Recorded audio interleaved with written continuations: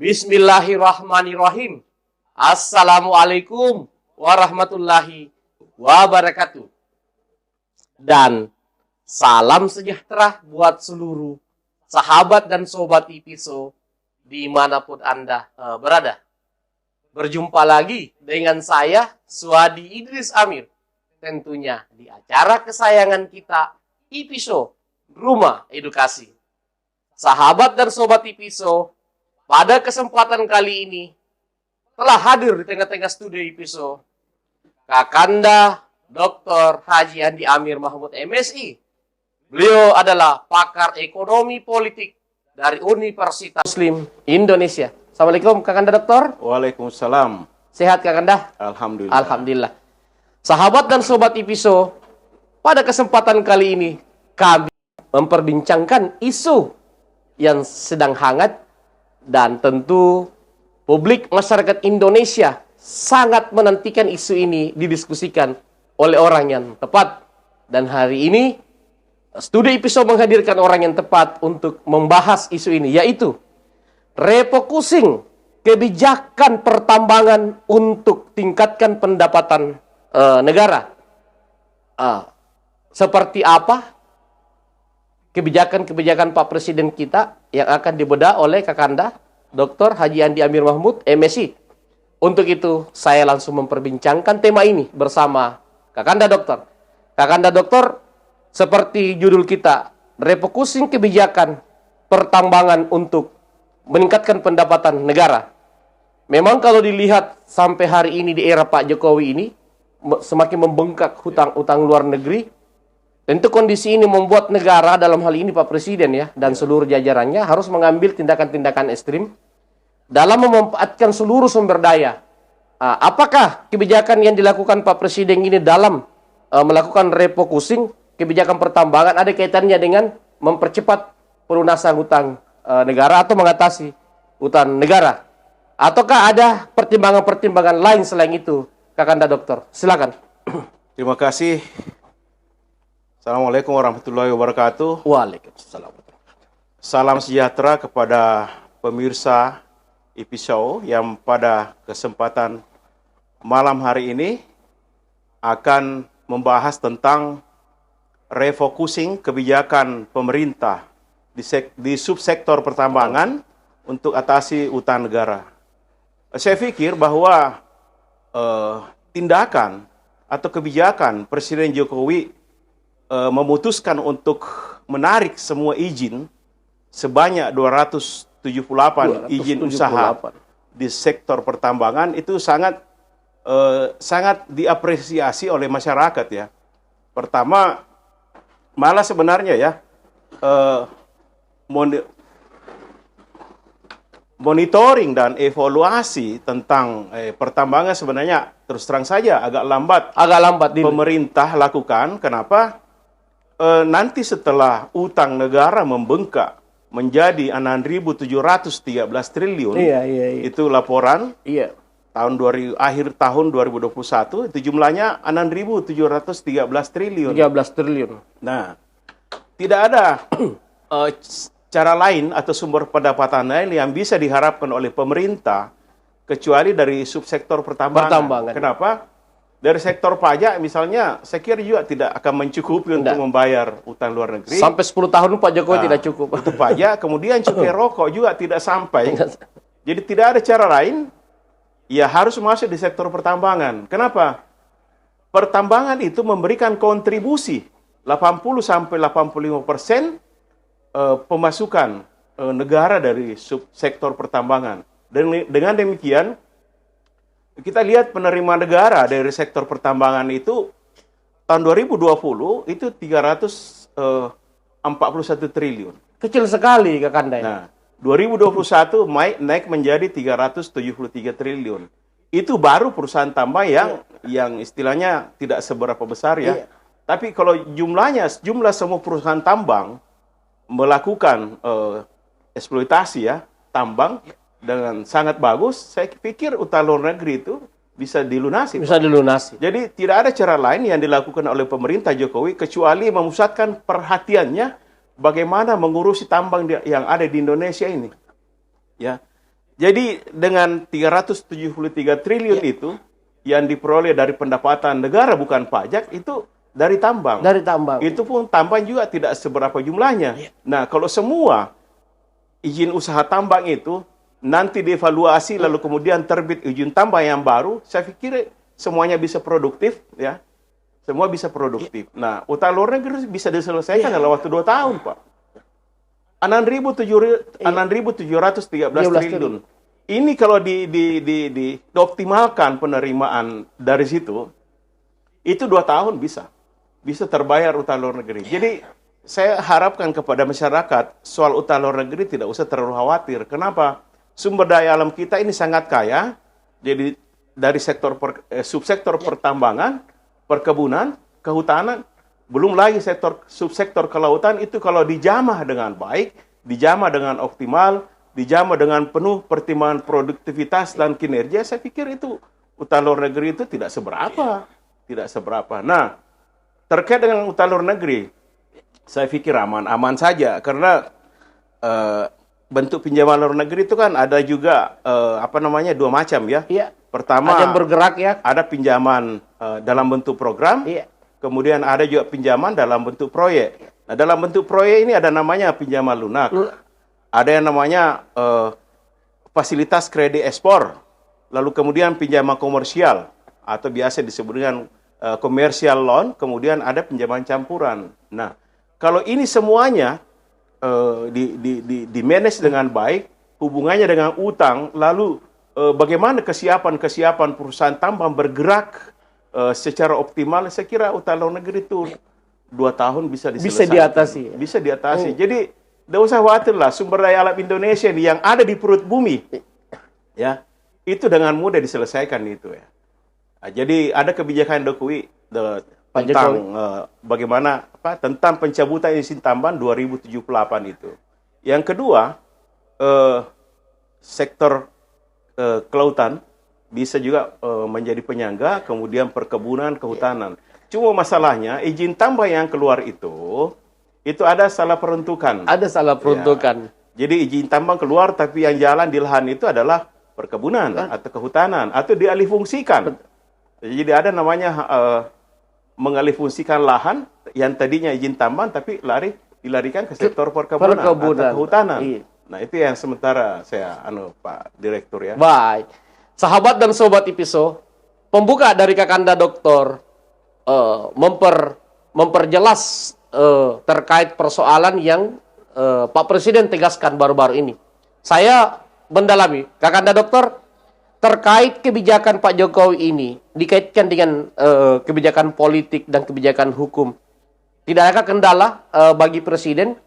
Apakah memang Presiden ini memiliki hak kapanpun, setiap saat apapun dalam membuat atau merubah sebuah peraturan terkait hal-hal yang berkaitan dengan dunia pertambangan atau lain-lain?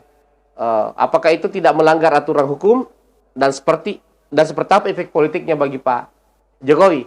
Kakanda Dokter. Oke, ini pertanyaan menarik. Jadi seorang presiden itu berhak mengevaluasi ya, memonitoring dan mengevaluasi setiap izin tambang yang keluar. Jadi ini kan selama ini pemerintah kelihatannya kurang begitu konsentrasi memonitor dan mengevaluasi semua izin tambang. Jadi apa jadinya sekarang? Jadi 5.400 izin tambang yang keluar itu yang produktif hanya 20%. 20% yang produktif. Itu yang 20%, itu 40% di tanah hanya tambang yang aktif.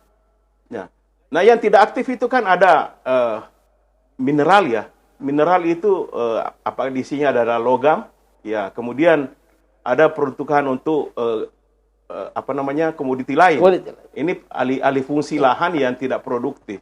Nah, kalau tambang ini dimaksimalkan, maka penerimaan negara dari bukan pajak akan menutupi bunga kredit utang luar negeri. itu kurang lebih 341 triliun itu bunga itu ya. Kemudian 373 triliun itu tahun 2001 itu sudah cukup lumayan. Oleh karena itu saya berharap kalau bisa pemerintah itu mengevaluasi setiap semester.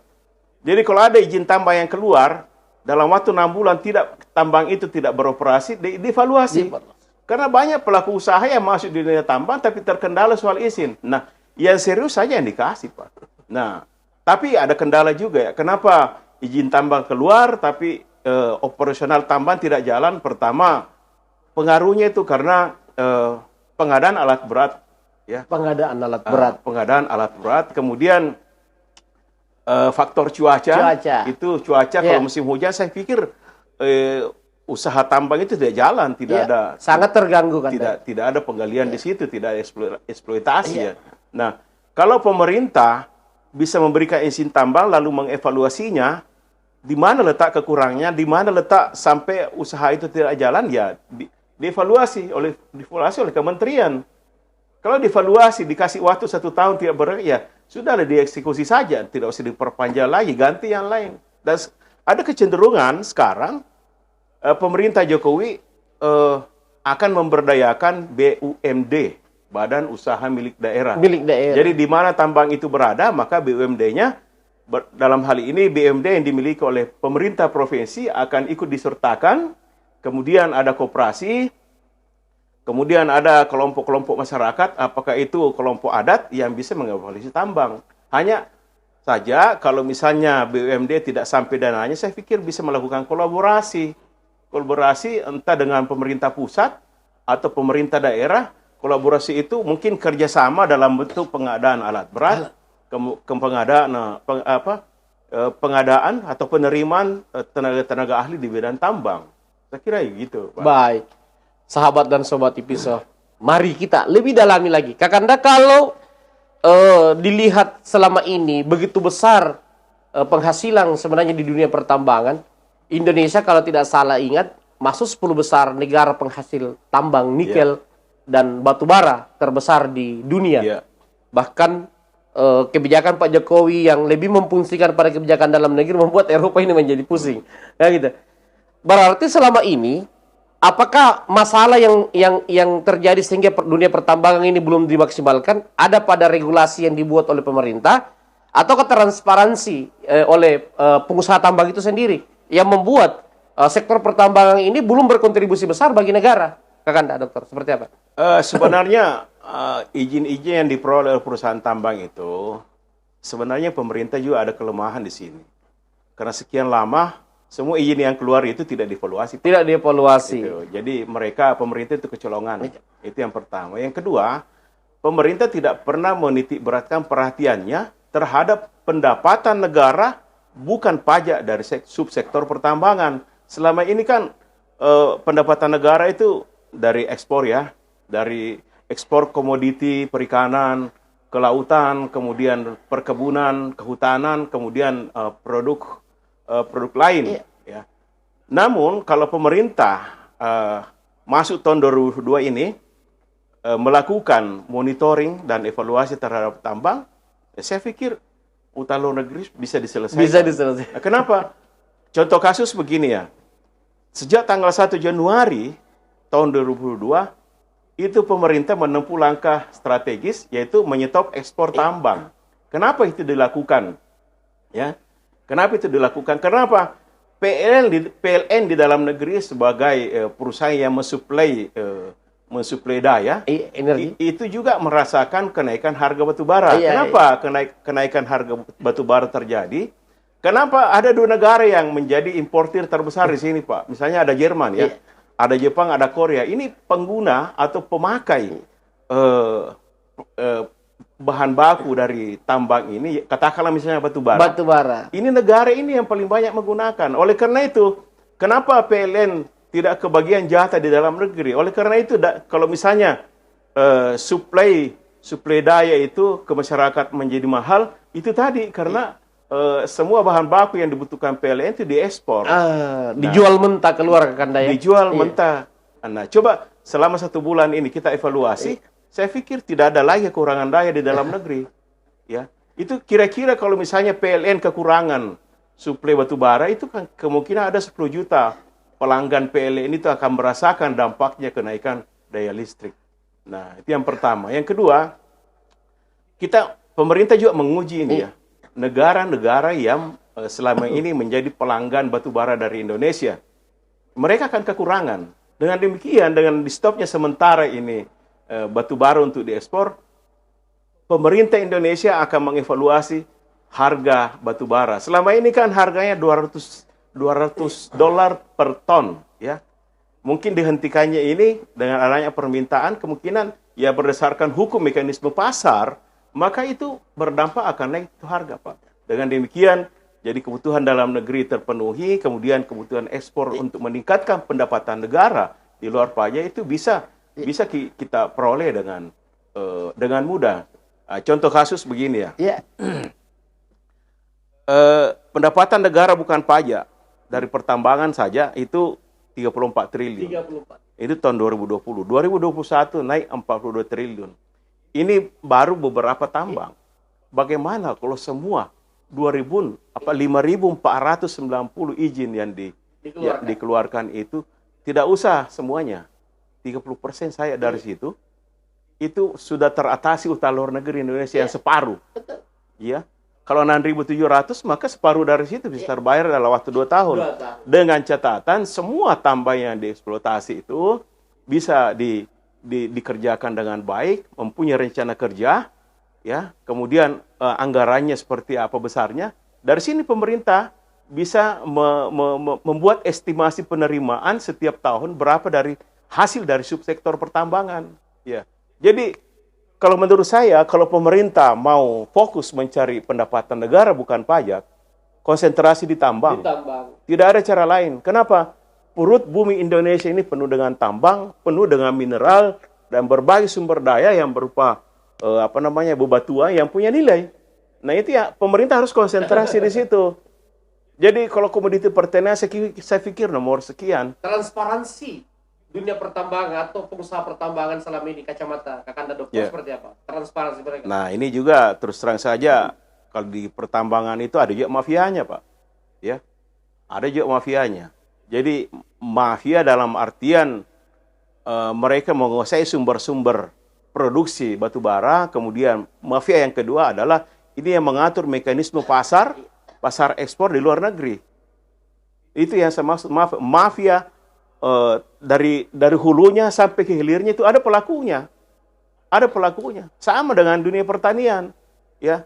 Ada mafianya importir beras, ada mafianya importir minyak goreng. Itu ada sama dengan di tambang. Tambang lebih seksi lagi. Saya tidak tahu berapa banyak pelakunya. Dan ini dana yang berputar di sana besar-besar. Wah, luar biasa ini. Jadi kalau kita mau bagaimana Indonesia ini melangkah jadi negara maju, tidak ada cara lain. Pemerintah harus konsentrasi urusi tambang, urusi mineral yang ada di perut bumi, ya. Jadi itu tadi mineral itu ada yang berupa logam murni, ada logam biasa, kemudian bebatuan yang punya value added, ya, nilai tambah. Bahkan emas, jangankan batu bara dan nikel, emas Indonesia pun masuk 10 besar penghasil emas di dunia.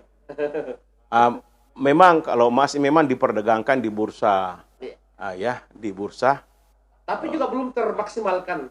Belum maksimal, ya. Kenapa? Karena kebutuhan emas ini kebutuhannya berbeda dengan batu bara. Kebutuhannya berbeda. Tapi jadi, nilainya mahal. Ya, memang mahal. Memang menjadi alat tukar juga ini emas. Cuma kalau di bursa komoditi ya, ada beberapa menjadi diperdagangkan ya di bursa komoditi. Pertama tembaga, yang kedua emas, yang ketiga nikel, kemudian batu bara. Ada lagi satu namanya berlian. Ini saya lupa. Bauksit. Ya, berlian tidak diperdagangkan, Pak. Ya. Jadi kenapa emas itu tidak begitu, harganya tidak signifikan berubah? Karena faktor kebutuhan tidak signifikan. Beda kalau minyak.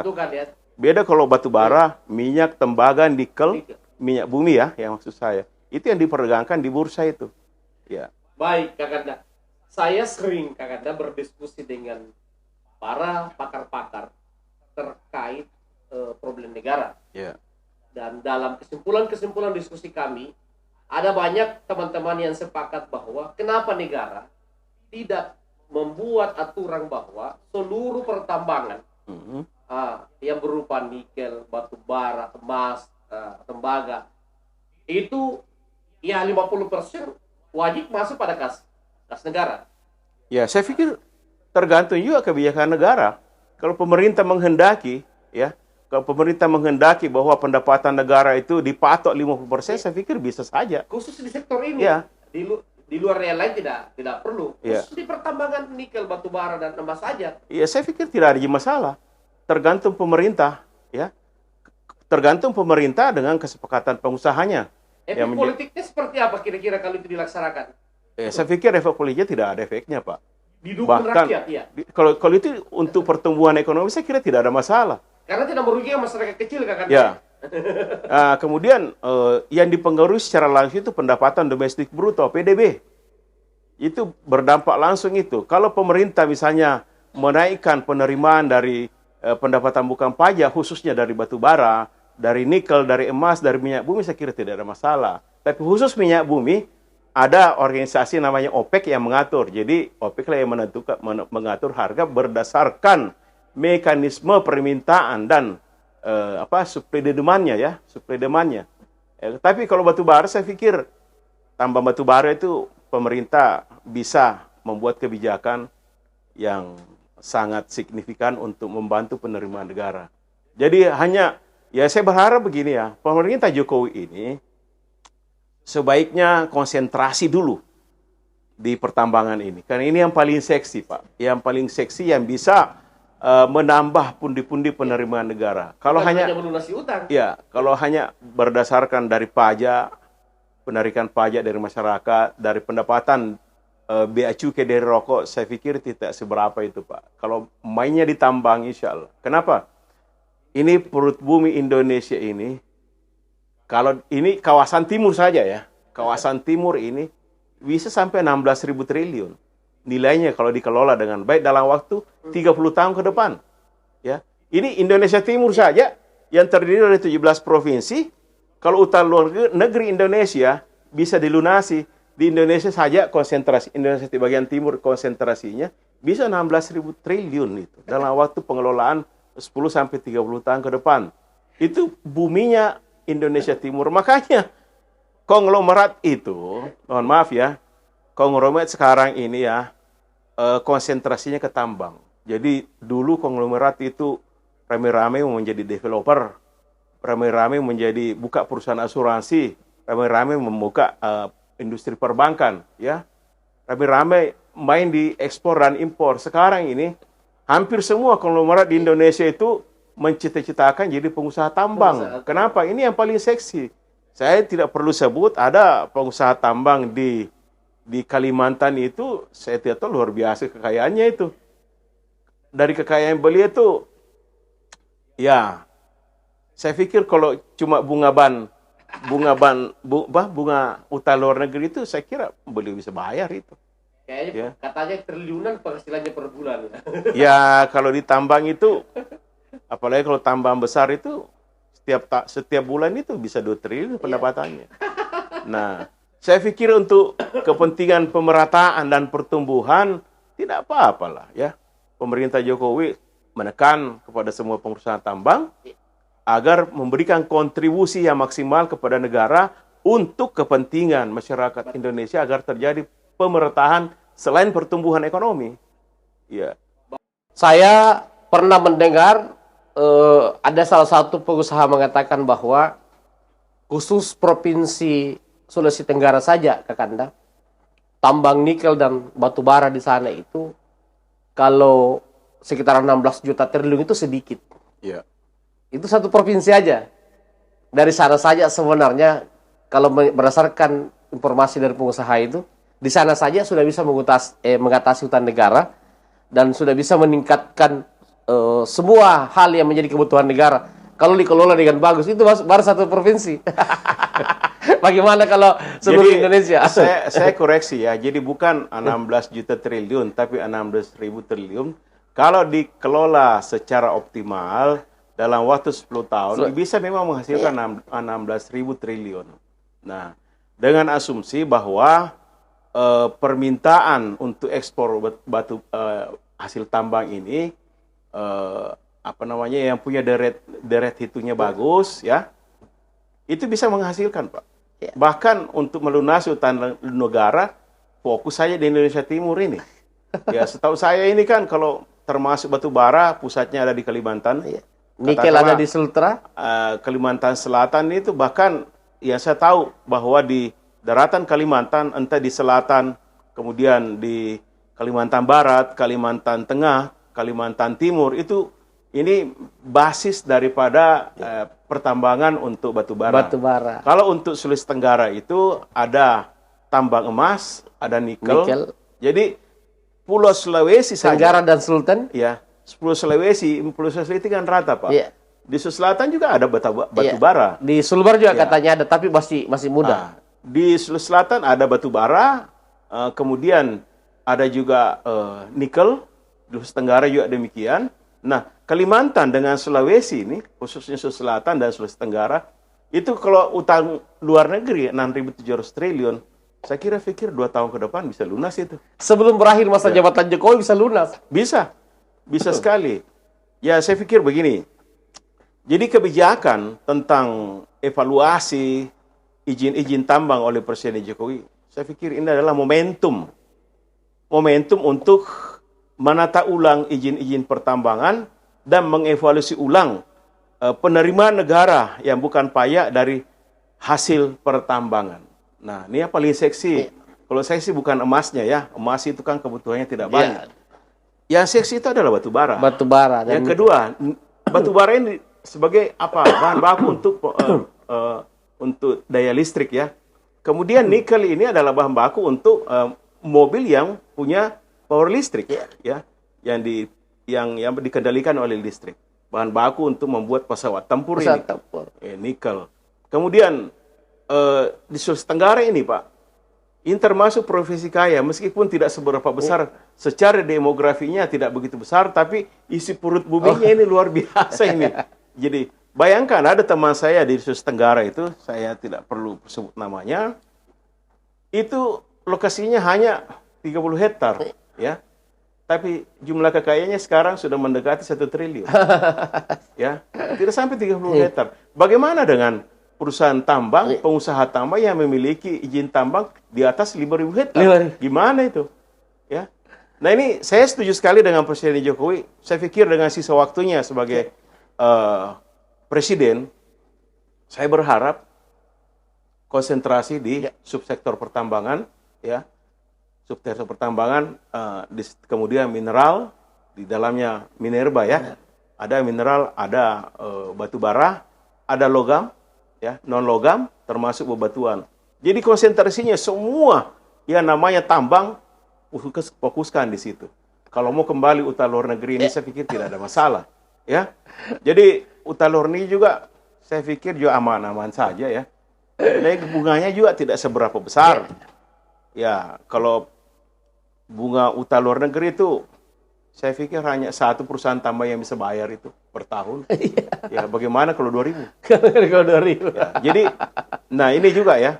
Jadi total izin yang dikeluarkan oleh pemerintah sebenarnya itu ada 5.490 izin. Yang mau dicabut 2.078.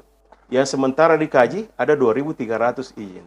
Nah, kalau yang sudah dicabut ini, ya, lalu lalu diserahkan ke perusahaan yang tambang yang profesional, baru memberikan penekanan di situ bahwa Anda punya kewajiban memberikan penerimaan, memberikan pemasukan kepada negara, pasti dia mau. Kenapa? Jadi pengusaha tambang itu modalnya alat berat. Alat berat saja. Ya. Satu kali beli tanah, lokasi, diberikan konsesi untuk penguasaan lahan untuk digarap. Jadi modalnya adalah alat berat. Nah, memang ada beberapa konsekuensi karena pada saat kita melakukan penggalian, ada beberapa titik biasa tidak menemukan hasil. Ya, tapi ketika dengan pendekatan ilmu geologi, saya pikir titik-titik itu sudah ketahuan karena ada alatnya itu untuk mendeteksi seberapa besar dan di mana letak tambang itu bisa gali. Ya, itu sekira Pak Direktur begitu, ya. Baik, Cukup, Kakanda? Atau masih ada tambahan sebelum kita tutup? Oke, saya Closing. saya sampaikan bahwa pada kesempatan malam ini saya memberikan apresiasi kepada Bapak Presiden. Ini sebuah langkah yang berani, sebuah langkah yang sangat tepat.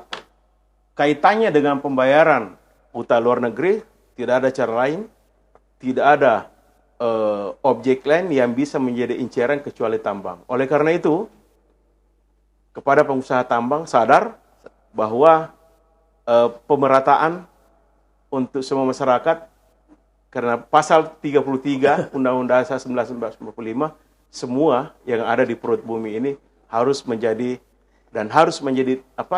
dinikmati bersama oleh semua masyarakat Indonesia. Jadi bukan hanya untuk siapa, segelintir orang. Bukan hanya untuk segelintir orang, tapi semua warga negara berhak untuk merasakan pemerataan, dan semua warga negara berhak mengharapkan negaranya ini bertumbuh. Ya, kita lihat bahwa ada ketimpangan pendapatan masyarakat atas, menengah, dan ke bawah. UMR saja itu terjadi perbedaan pendapat. Mestinya itu setiap provinsi tidak berbeda jauh itu pendapatan UMR-nya. Kita lihat sekarang DKI, kemudian Sulawesi Selatan, Papua, Sulawesi Tenggara. Ini kan besar semua ini. Tapi kenapa Maluku Utara yang paling tinggi pendapatan UMR-nya? Ini kan harus dievaluasi. Kenapa terjadi ketimpangan? Oleh karena itu memang pemerataan menjadi sebuah keharusan, kemudian pertumbuhan ekonomi menjadi sebuah kewajiban bagi pemerintah. Oleh karena itu saya salut bahwa hentikan dulu ekspor, kita evaluasi kembali. Pengusaha tambang mana yang sadar bagaimana memberikan pemasukan kepada negara untuk kemaslahatan rakyat Indonesia. Oke, terima kasih kepada Direktur IP Show. Sama-sama. Semoga perbincangan tentang tambang bukan hanya malam ini. Kalau perlu dipanggil pakar-pakar pertambangan untuk membantu pemerintah bagaimana melakukan sosialisasi tambang, kemudian bagaimana stabilitas bernegara ini, ya, agar pertumbuhan ekonomi mengalami pertumbuhan yang signifikan, kemudian pemerataan. Oleh karena itu, pertambangan ini adalah sebuah komoditi yang harus ditangkap oleh pemerintah agar menjadi pilar pendapatan negara. Terima kasih, pemirsa IP Show. Selamat berbahagia menyambut tahun 2022. Semoga tahun ini memberikan optimisme, memberikan harapan agar kehidupan kita, kehidupan negara ini lebih baik dari kemarin. Terima kasih. Assalamualaikum warahmatullahi wabarakatuh. Waalaikumsalam warahmatullahi wabarakatuh. Baik sahabat dan sobat IP Show, Kakanda Dr. Haji Andi Amir Mahmud MSI telah memberikan penjelasan yang sangat detail terkait kebijakan yang diambil oleh Presiden kita. Dan beliau sangat mensupport apa yang menjadi kebijakan Pak Presiden terkait refocusing dunia pertambangan untuk mempercepat peningkatan pendapatan negara dan melunasi utang negara. Dan saya pun mewakili seluruh teman-teman yang sudah lama merindukan kebijakan ini, Pak Presiden, itu mendukung 100% kebijakan Pak Jokowi dan membekap kebijakan Pak Jokowi, karena memang sudah seyogianya memang Presiden mengambil tindakan yang efektif untuk mengatasi persoalan negara, dan selama kebijakan itu muaranya untuk kebaikan negara dan masyarakat, maka kami akan selalu mendukung kepada Pak Presiden. Terima kasih Kakanda Dokter. Terima kasih Pak. Sampai ketemu pada diskusi berikutnya Kakanda Dokter. Assalamualaikum warahmatullahi wabarakatuh. Waalaikumsalam warahmatullahi wabarakatuh.